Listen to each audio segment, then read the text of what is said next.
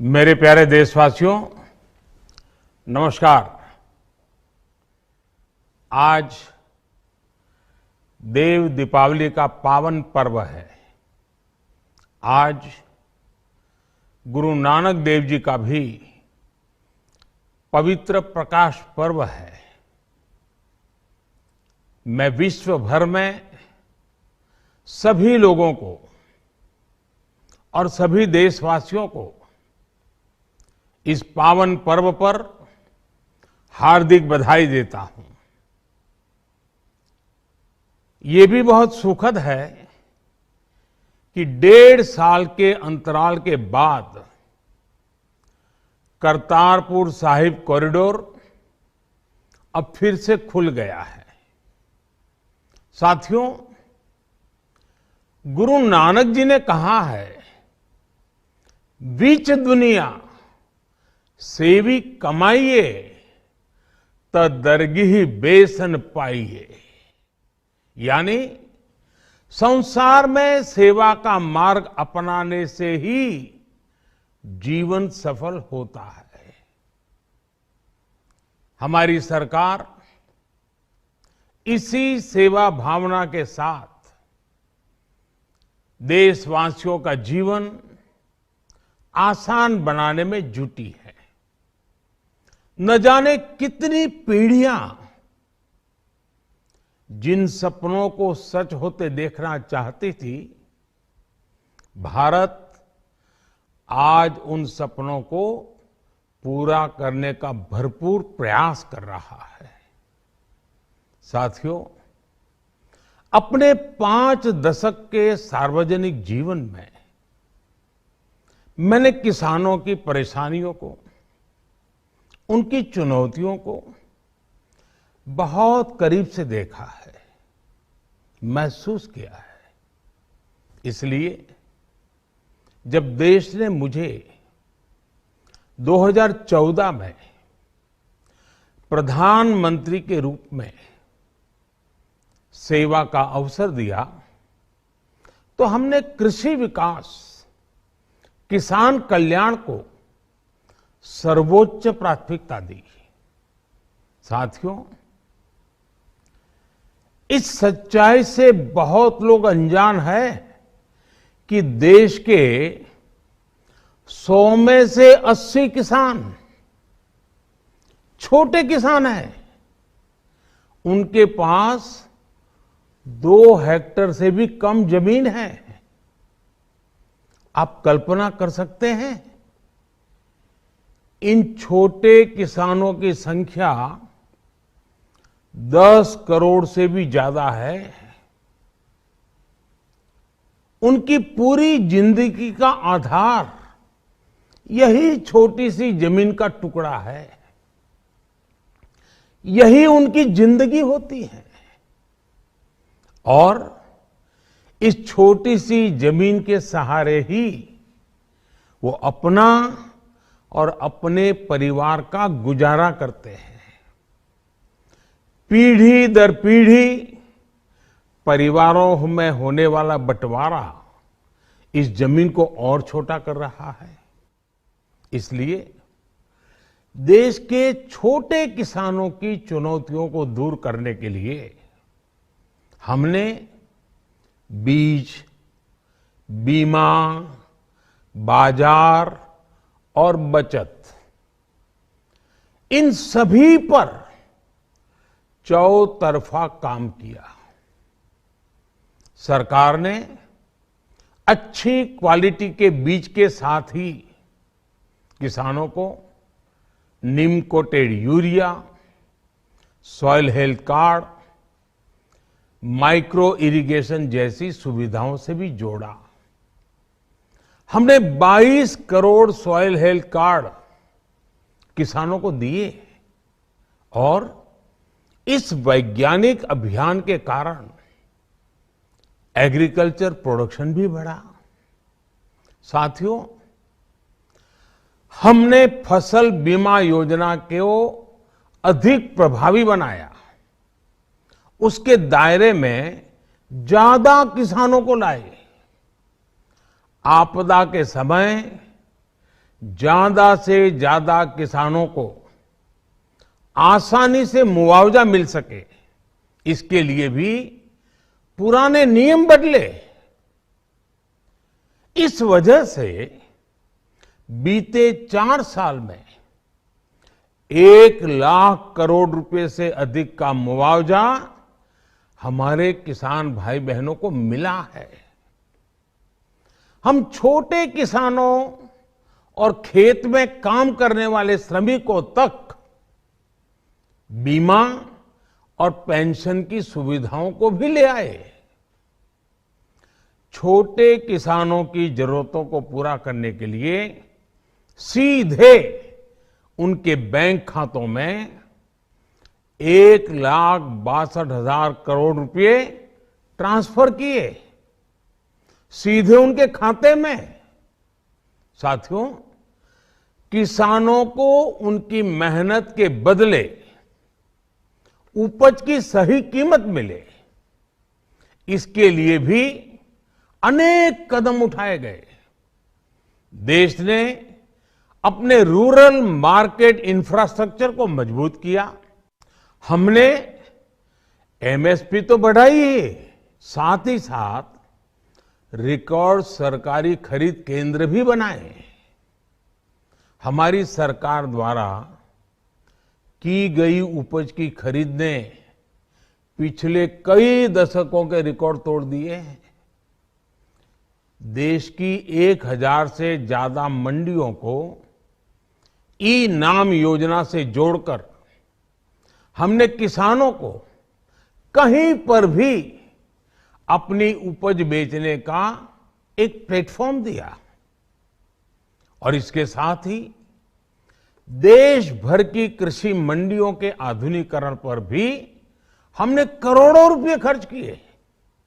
साथियों, आज केंद्र सरकार का कृषि बजट पहले के मुकाबले 5 गुना बढ़ गया है।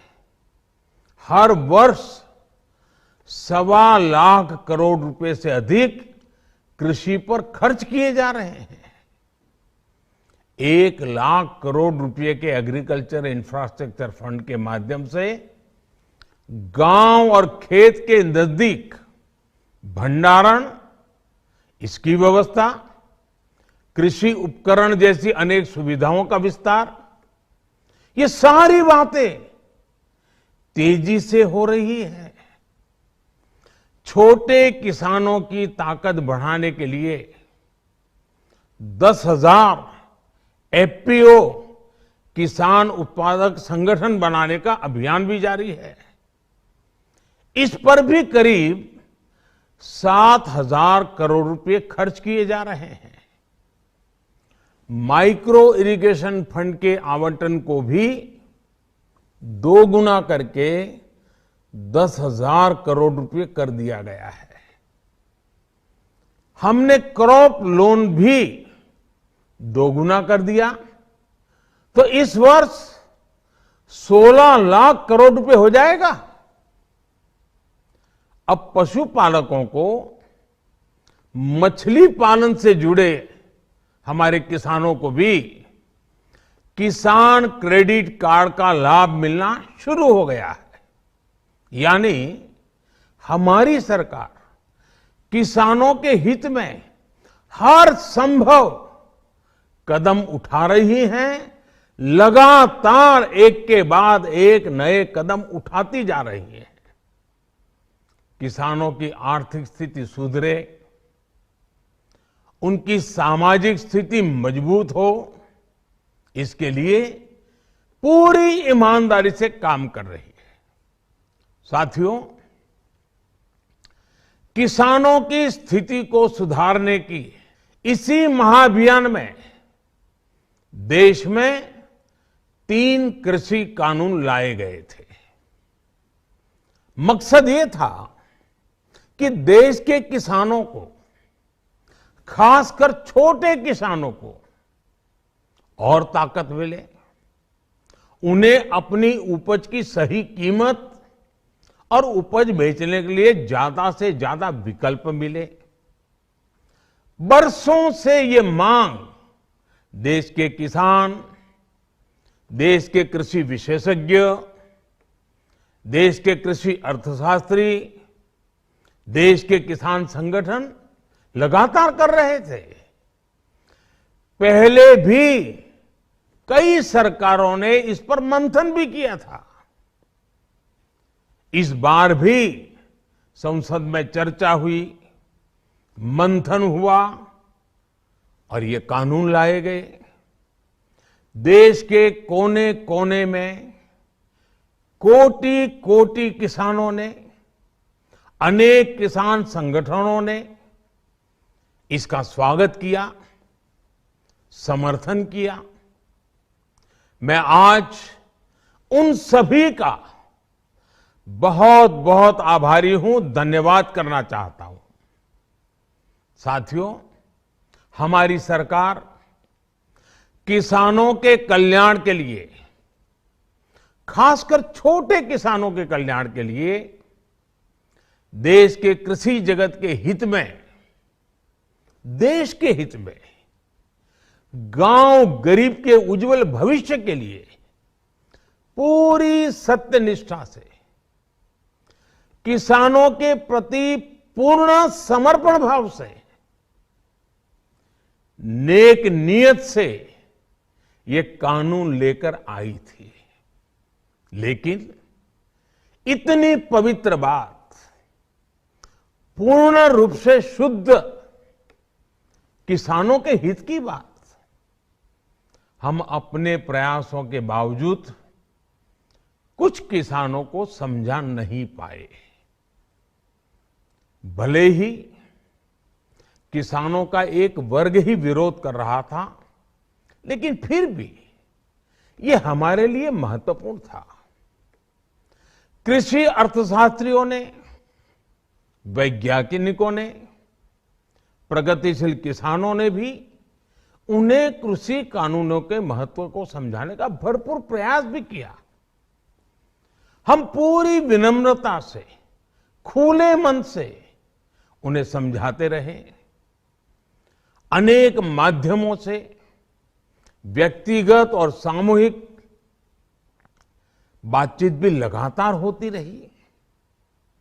हमने किसानों की बातों को, उनके तर्क को समझने में भी कोई कोर कसर बाकी नहीं छोड़ी। कानून के जिन प्रावधानों पर उन्हें ऐतराज था, सरकार उन्हें बदलने के लिए भी तैयार हो गई।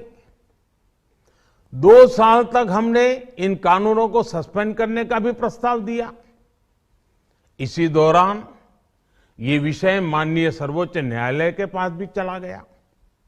ये सारी बातें देश के सामने है, इसलिए मैं इनके अधिक विस्तार में नहीं जाऊंगा।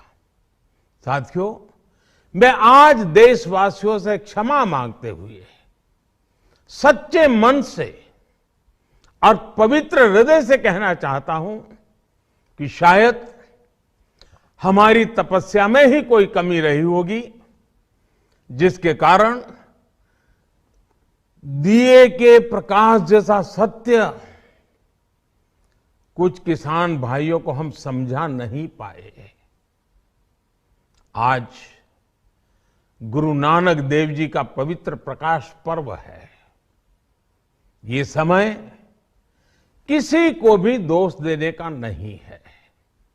आज मैं आपको, पूरे देश को ये बताने आया हूं कि हमने 3 कृषि कानूनों को वापस लेने का, रिपील करने का निर्णय लिया है। इस महीने के अंत में शुरू होने जा रहे संसद सत्र में, इसी महीने में, हम 3 कृषि कानूनों को रिपील करने की संवैधानिक प्रक्रिया को पूरा कर देंगे। साथियों, मैं आज अपने सभी आंदोलनरत किसान साथियों से आग्रह कर रहा हूं, आज गुरु पर्व का पवित्र दिन है। अब आप अपने अपने घर लौटे अपने खेत में लौटे, अपने परिवार के बीच लौटे। आइए एक नई शुरुआत करते हैं, नए सिरे से आगे बढ़ते हैं। साथियों, आज ही सरकार ने कृषि क्षेत्र से जुड़ा एक और अहम फैसला लिया है। जीरो बजट खेती यानी प्राकृतिक खेती को बढ़ावा देने के लिए देश की बदलती आवश्यकताओं को ध्यान में रखकर क्रॉप पैटर्न को वैज्ञानिक तरीके से बदलने के लिए एमएसपी को और अधिक प्रभावी और पारदर्शी बनाने के लिए ऐसे सभी विषयों पर भविष्य को ध्यान में रखते हुए निर्णय लेने के लिए एक कमेटी का गठन किया जाएगा। इस कमेटी में केंद्र सरकार, राज्य सरकारों के प्रतिनिधि होंगे, किसान होंगे, कृषि वैज्ञानिक होंगे, कृषि अर्थशास्त्री होंगे। साथियों, हमारी सरकार किसानों के हित में काम करती रही है और आगे भी करती रहेगी। मैं गुरु गोविंद सिंह जी की भावना में अपनी बात समाप्त करूंगा। देहि शिवावर मोहे इहे, शुभ कर्मन ते कबहू न टरो। हे देवी, मुझे ये वर दीजिए कि मैं शुभ कर्म करने से कभी पीछे ना हटूं। जो किया किसानों के लिए किया, जो कर रहा हूं देश के लिए कर रहा हूं। आप सभी के आशीर्वाद से मैंने मेहनत में पहले भी कोई कमी नहीं की थी। आज मैं आपको विश्वास दिलाता हूं कि अब और ज्यादा मेहनत करूंगा ताकि आपके सपने साकार हो सके, देश के सपने साकार हो सके। हमसे जुड़े रहने के लिए हमारे YouTube चैनल को सब्सक्राइब करें और नई वीडियो की नोटिफिकेशन के लिए बेल आइकॉन को दबाएं। अगर आप ये वीडियो Facebook पर देख रहे हैं तो लाइक जरूर करें और ज्यादा से ज्यादा शेयर करें। धन्यवाद।